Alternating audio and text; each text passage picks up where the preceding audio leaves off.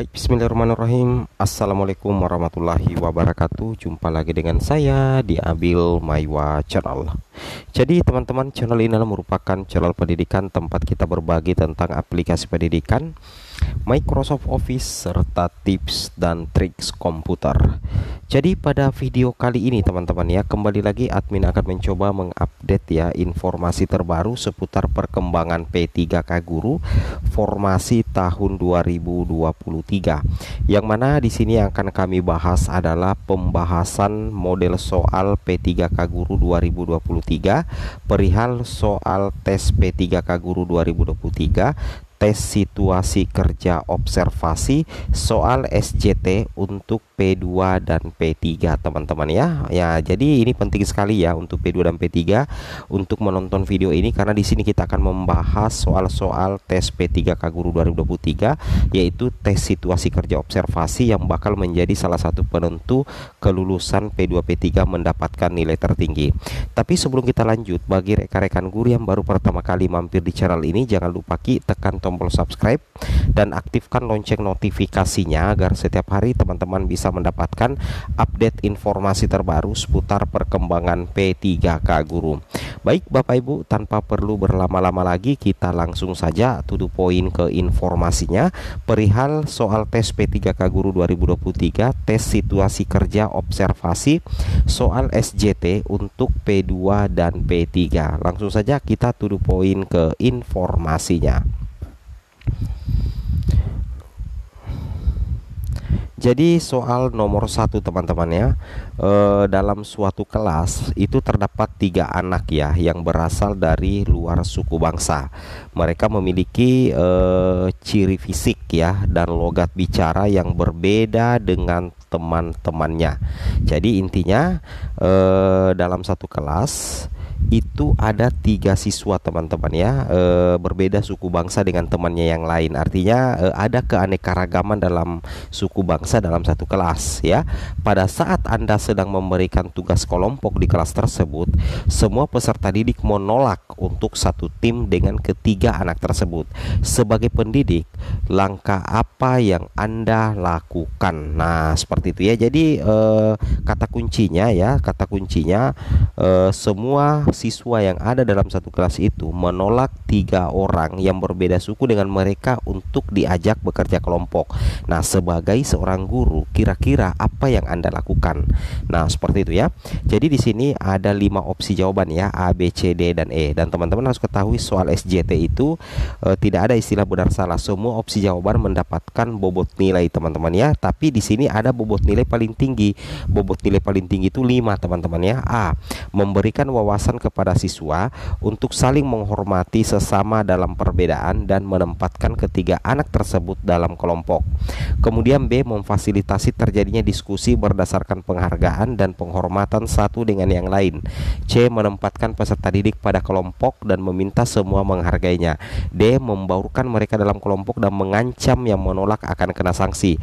E, meminta ketiga peserta didik tersebut untuk menerima penolakan dari teman-temannya. Nah, silakan teman-teman jawab terlebih dahulu. Saya hitung sampai 5. Komen di kolom komentar jawabannya ya. 1, 2, 3, 4, 5. Oke. Di sini kalau kita lihat ya, kita langsung ke opsi E teman-teman. Ini opsi E kayaknya salah teman-teman, bukan salah ya, artinya mendapatkan bobot paling rendah. Kemudian D juga ini saya tidak pilih. Kenapa D? Karena ini ada kata mengancam. Nah, kita sebagai guru tidak boleh mengancam siswa. Seperti itu logikanya ya. Nah, jadi opsi terkuat di sini ada 3, yaitu A, B, dan C teman-teman. Nah, dari ketiga jawaban ini semuanya benar, cuman kita mencoba memilih kira-kira yang mana kira-kira mendapatkan bobot jawaban paling tinggi. Nah, apakah C, menempatkan peserta didik pada kelompok dan meminta semua menghargainya? Itu bisa. B, memfasilitasi terjadi diskusi berdasarkan penghargaan dan penghormatan satu dengan yang lain.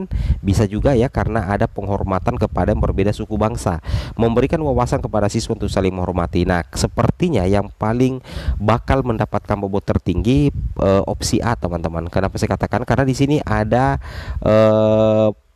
tindakan guru itu sepertinya memberikan tambahan pengetahuan lagi kepada siswa dalam bentuk wawasan bahwa kita harus saling menghargai sesama ya dalam perbedaan dan menempatkan ketiga anak tersebut dalam kelompok. Nah, jadi nanti di sini siswa itu cakrawala berpikirnya itu akan dibuka bagaimana pentingnya kita saling menghormati sesama dalam perbedaan. Jadi ini yang paling tepat teman-teman ya, opsi A. Oke, aman ya untuk opsi A, aman.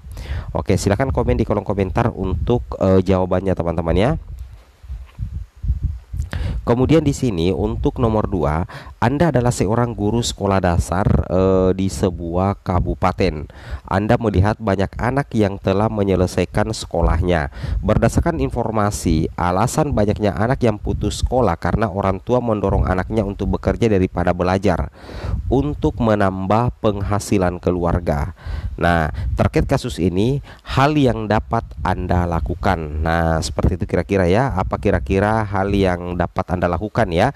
Karena banyak sekali siswa di sekolah teman-teman itu yang tidak menyelesaikan sekolahnya atau berhenti.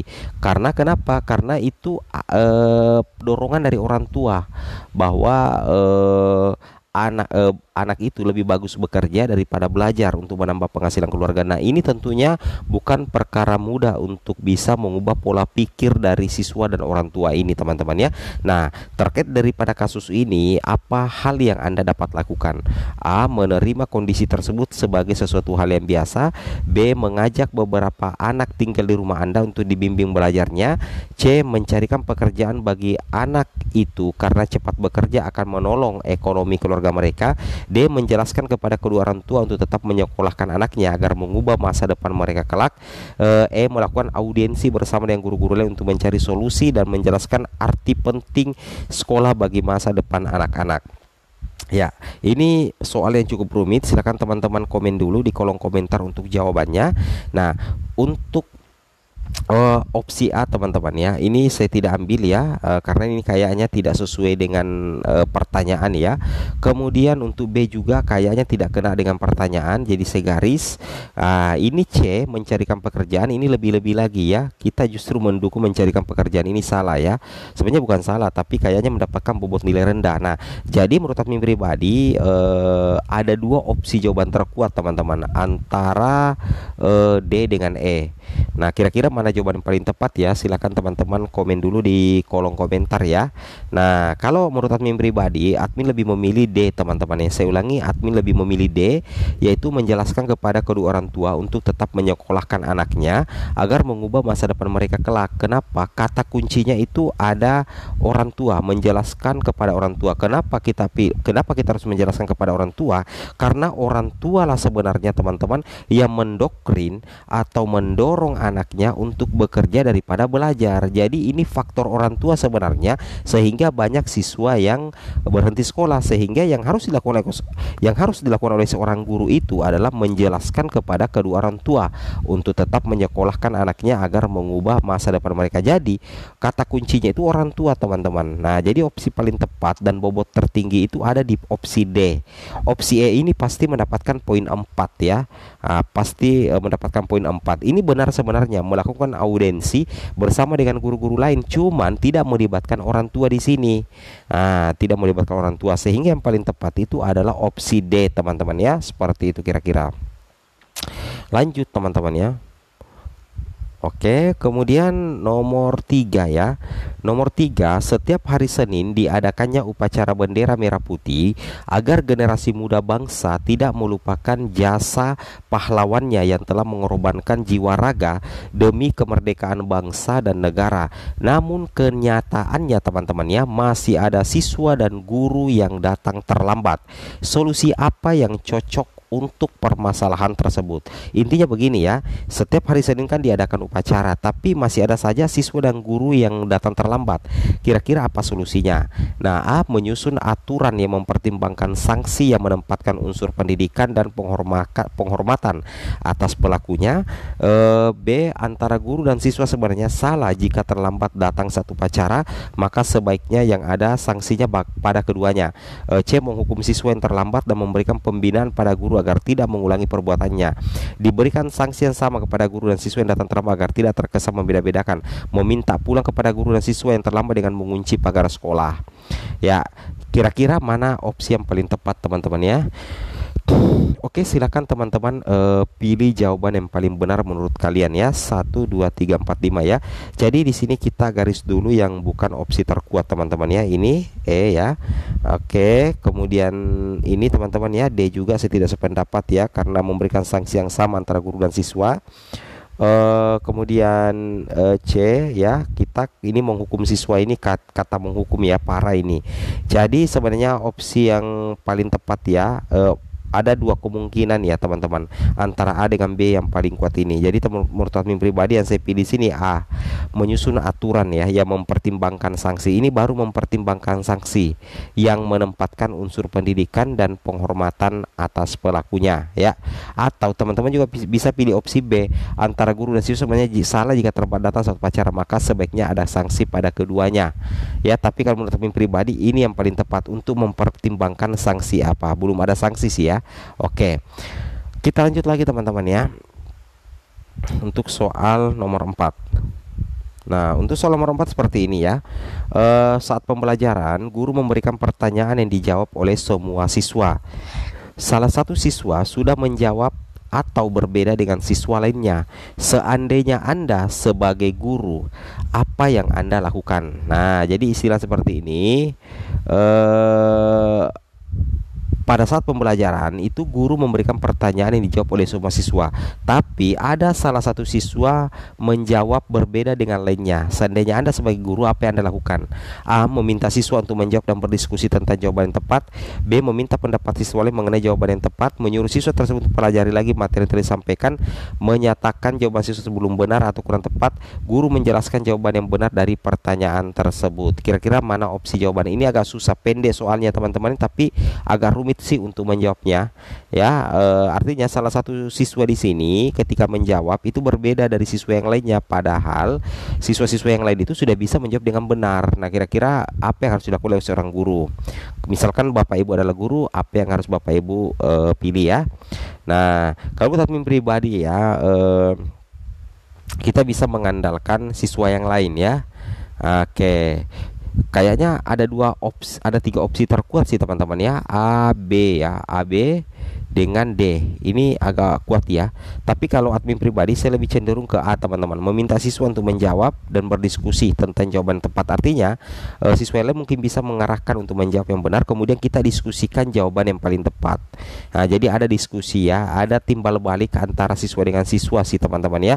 Jadi memunculkan istilahnya diskusi antar kelompok, diskusi antar siswa dalam satu kelas. Itu bagus sih teman-teman ya, seperti itu kira-kira. Oke, kita lanjut lagi soal nomor 5. Soal nomor 5 teman-teman ya, ini dia suatu ketika teman-teman ya, suatu ketika hasil yang sudah Anda kerjakan dengan susah payah dikritik tajam oleh kepala sekolah. Menghadapi kritikan tersebut, pernyataan yang paling mendekati reaksi Anda.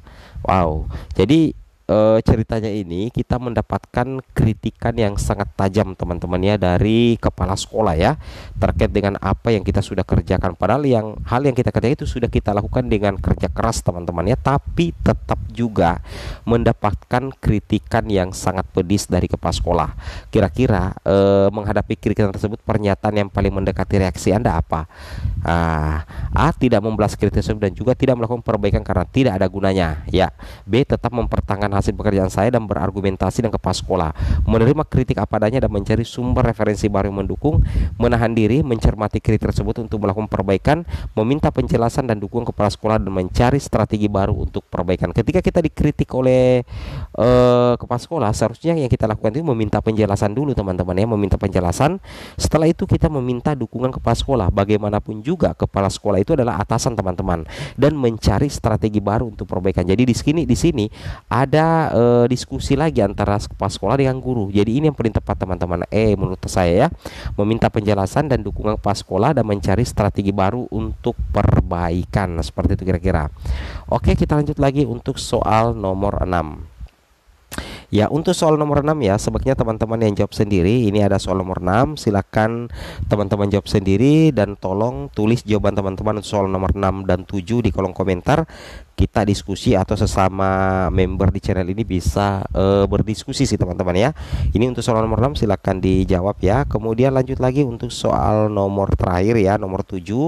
Ini juga untuk soal nomor 7 silakan teman-teman jawab ya. Jadi ada dua soal yang teman-teman bisa jawab sendiri.